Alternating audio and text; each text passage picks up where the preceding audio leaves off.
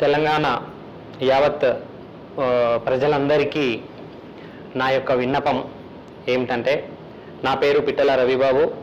నేను పర్యావరణ ప్రేమికుణ్ణి, అదేవిధంగా పర్యావరణాన్ని చదువుకున్నటువంటి వ్యక్తిని. నేను ఓరుగల్లు వైల్డ్ లైఫ్ సొసైటీకి జాయింట్ సెక్రటరీని. ఈరోజు మీ ముందుకు నేను ఎందుకు వచ్చానంటే, ఇటీవల కాలంలో గత దశాబ్దం నుండి మొత్తం పర్యావరణం మీద విధ్వంసం జరుగుతోంది. ప్రకృతి మనల్ని కాపాడుతుంది, మనము ప్రకృతిని కాపాడుకోవాలి. మనం బాగుండాలంటే ప్రకృతిని రక్షించుకోవాలి. అయితే ఇక్కడ మనిషి తనకి అవసరం ఉన్నంత మాత్రమే ప్రకృతిలోని వనరులను వినియోగించుకొని బతకాలి.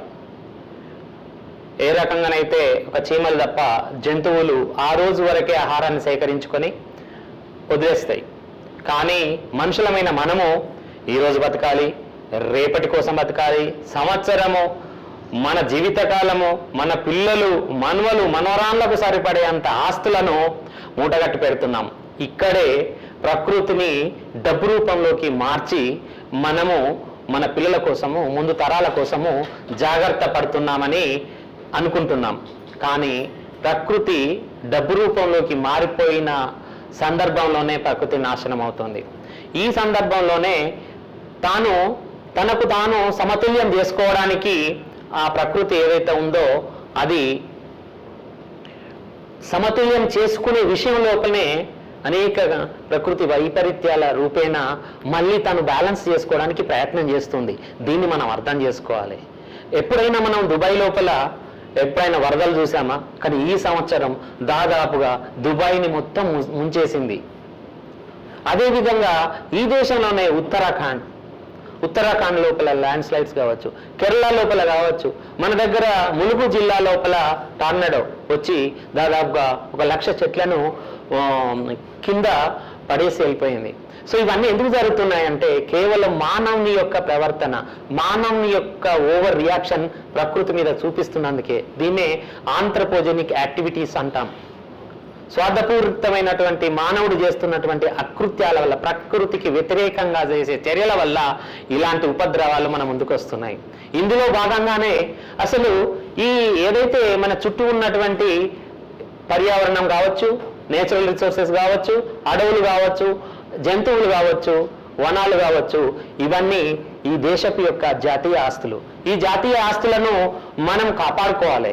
ఇందులో మన అందరికీ బాధ్యత ఉంది. మన ప్రాథమిక విధి కూడా ఆర్టికల్ 51A/G మన ప్రాథమిక విధిగా ఇదే విషయాన్ని చెప్తోంది. కానీ మనము దాన్ని విస్మరించి మనం ఇష్టం ఉన్నట్టుగా వెళ్తున్నాం. పక్కన ఏదైనా దౌర్జన్యం ప్రకృతి మీద జరుగుతూ ఉంటే చూసుకుంటూ పోతున్నాం. పర్యావరణాన్ని కాలుష్యం చేస్తున్నాం మనం. సో ఈ రకంగా మనం పర్యావరణం మీద మనం చేసే దాష్టికాలకు ప్రకృతి మారిపోతుంది. ఇప్పుడు మనం చూడవచ్చు, గ్లోబల్గా కనుక చూస్తే టెంపరేచర్ పెరిగిపోతుంది, కాలుష్యం పెరిగిపోతుంది. దీనివల్ల దాదాపుగా ఒక రాబోయే 20 సంవత్సరాల లోపల మంచు కొండలు భూమి మీద ఏదైతే 97% ఉన్నాయో అవి ఈ టెంపరేచర్ కరిగిపోతే కోస్టల్ సిటీస్ ప్రపంచ గ్లోబ్ లోపల మొత్తం మునిగిపోయే అవకాశం ఉంది. ఇవన్నీ అలా జరిగితే మానవ మనుగడ అనేది ఉండదు. సో అందులో భాగంగా ఈ ప్రకృతిని, ఈ పర్యావరణాన్ని, ఈ యొక్క సమాజం లోపల ఉన్నటువంటి అడవులను కాపాడే బాధ్యత ప్రజలతో పాటు ప్రభుత్వాలకు కూడా. కాపలగా ఉండాల్సిన ప్రభుత్వాలు ఇప్పుడు ప్రత్యేకంగా వాళ్ళే పనిగట్టుకొని వాళ్ళ యొక్క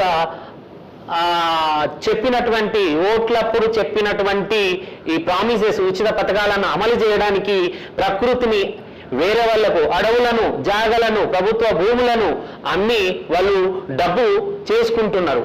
సో దాన్ని ప్రజలకు ఏదో మేము పథకాల రూపంలో ఇస్తున్నాం అనుకుంటున్నారు. మీరు ఈ నేచురల్ రిసోర్సెస్ కానీ, అడవులను కానీ మీరు ముట్టుకోవద్దు. మీకు ఎలాంటి హక్కు లేదు. సో ఆ రకంగా కనుక చూస్తే ఇప్పుడు ఇటీవల కాలంలో గత ప్రభుత్వం కానీ, ఈ ప్రభుత్వం కానీ 111 జీవోని రద్దు చేసింది. ఏవైతే జలాశయాలు ఉన్నటువంటి హిమాయత్ సాగర్, ఉస్మాన్ సాగర్ ఒకప్పుడు నీటిని సిటీకి సరఫరా చేస్తున్నాయి. ఇప్పుడు సరఫరా చేయలేని పరిస్థితి. దానిలో ఉన్నటువంటి అప్పర్ క్యాచ్మెంట్ ఏరియా మొత్తము రియల్ ఎస్టేట్గా మారిపోతోంది. సో దీనివల్ల రేపు అక్కడ ఉన్నటువంటి డ్రైనేజ్ వాటర్, వర్షపు నీరు దాని యొక్క వెలాసిటీ పెరగవచ్చు, అవసరం అనుకుంటే రిజర్వాయర్స్ కూడా తెంపుకొని సిటీని కూడా ముంచేయచ్చు. సో ఇలాంటి ప్రమాదాలనే. అదే రకంగా మీరు కనుక చూస్తే అసలు డెవలప్ అయిన ప్లేస్ లోపల ప్రభుత్వాలు మళ్ళీ ఎందుకు వేరే డెవలప్ చేస్తున్నారో అర్థం అవట్లేదు. ఇవి వృధా. రెండోది ఏంటంటే ప్రజల డబ్బులను వృధా చేయడమే. ఇప్పుడు ఉదాహరణకి 555 జీవో నంబర్ 55 ఇది ఏంటి అని అంటే agriculture university professor Jayashankar agriculture university ఏదైతే ఉందో అందులోపల అగ్రి బయోటెక్ పార్క్ అని ఒక పార్క్ ఉంది. అది ఆల్రెడీ డెవలప్ అయింది. దాన్ని నాశనం చేస్తూ ఇప్పుడు జీవో 55 తీసుకొచ్చి అందులో ఇక్కడ ఏదో ఇంకా కట్టడాలు కడుతున్నారు. సో ఇంకా అలాంటి కట్టడాలు అక్కడే ఎందుకు కట్టాలి? ఖాళీ ప్లేస్ చాలా ఉంది కదా, అక్కడ కట్టుకోవచ్చు కదా. సో ఇవన్నీ ఇదే కాకుండా దామగుండం అండి, అది వికారాబాద్ దగ్గర ఉన్నటువంటి అనంతగిరి అడవులలో ఉంది.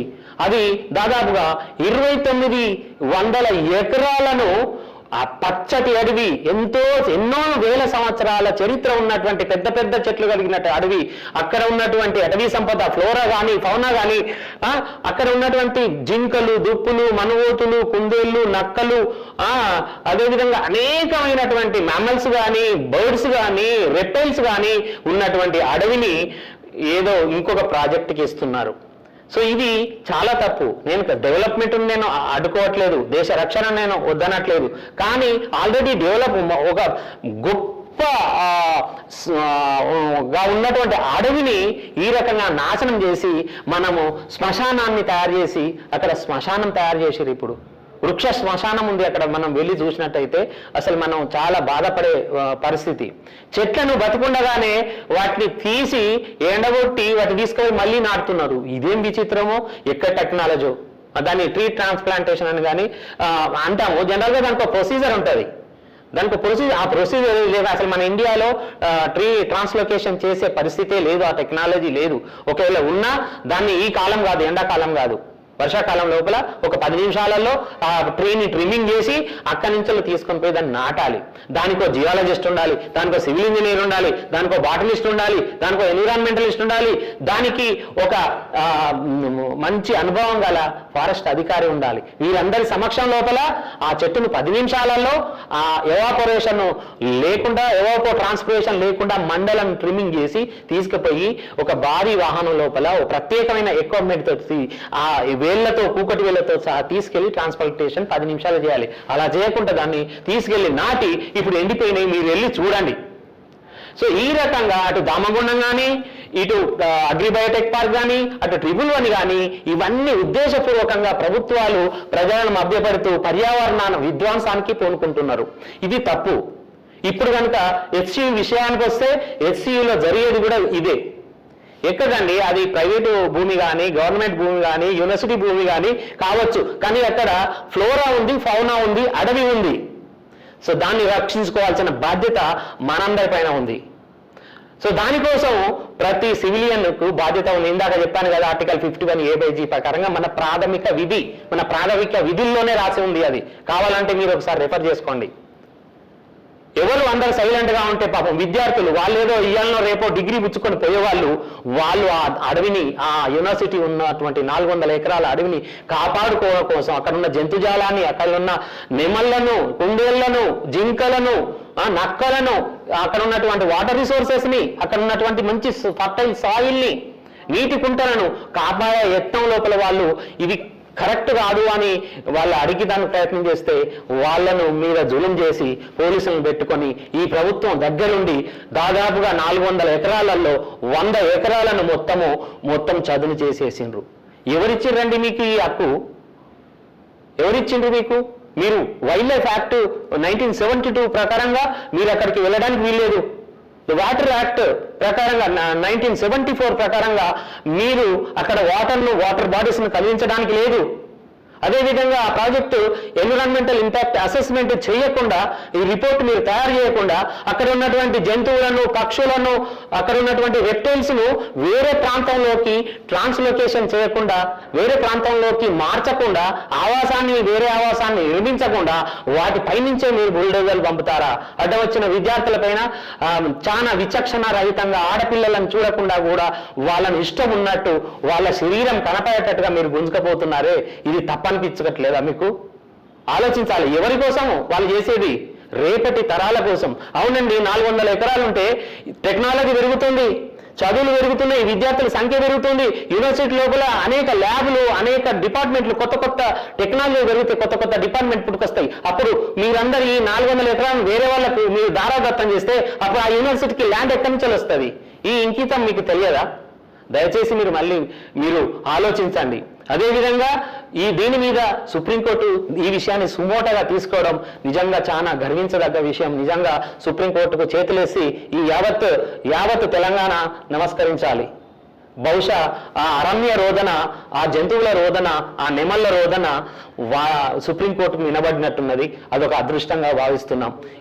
కనీసము ఇప్పటికైనా సార్ మీరు సుప్రీంకోర్టు చాలా బాగా చేస్తున్నారు. దీన్ని ఒక సమగ్రమైనటువంటి ఒక కమిటీని వేసి, ఒక ప్రభుత్వ ప్రమేయం లేనటువంటి కమిటీని వేసి అందులోపల పర్యావరణవేత్తలని, సంబంధిత అధికారులను, అనుభవం ఉన్నటువంటి వాళ్ళను చేర్పించి మీరు ఆ కమిటీ సిఫారసులను మీరు కనుక చూస్తే ఖచ్చితంగా అది ఆ అడవిని రక్షించడానికే మంచిగా ఉంటుందన్నది నా ఉద్దేశం.